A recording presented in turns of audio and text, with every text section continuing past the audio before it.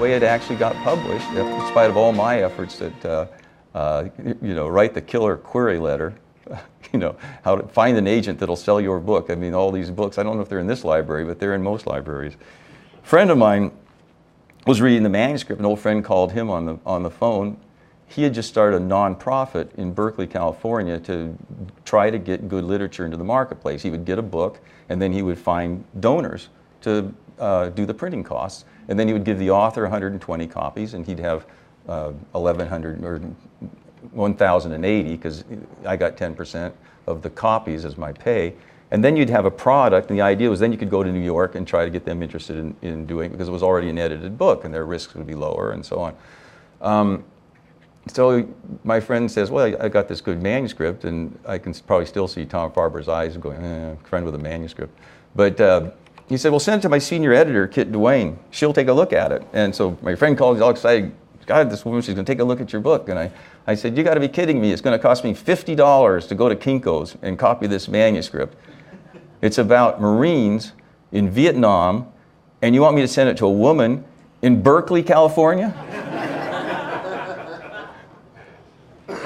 He shamed me. He said, I'll pay for the copy. I said, no, I'll pay for the copy. She loved the book. She loved the book. And she went to her boss, Tom Farber. It's called El Leon Literary Arts. And the book you'll see is a joint venture between Grove Atlantic and El Leon. So then what happened is that we were going to come out with the novel, the 1200 Run, in May of '09, just a little over a year ago. And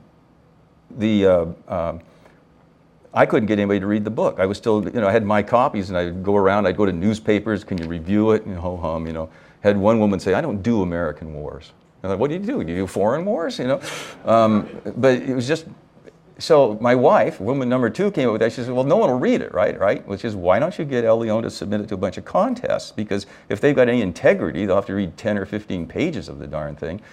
So we found a lot of contests, and one of them was Barnes & Noble Discover Great New Writers. And they farm out new fiction by new authors to volunteers on their staff, and some woman in, I think it was Milwaukee, read this book and sent it to New York and said, this is a book you got to look at. And her boss, a woman named Jill Lamar, loved it.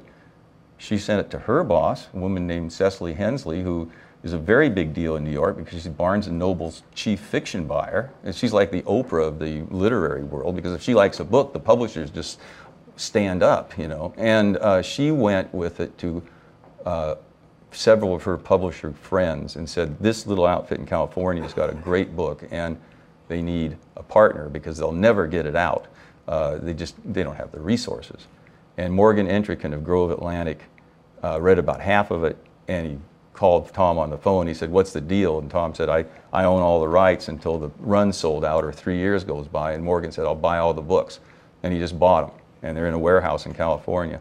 And so that first edition, there have been about 150 my attempts to try and spread it around, and some of Tom's out in the market. And so if any of you are book collectors, those are the ones you're going to want to look for.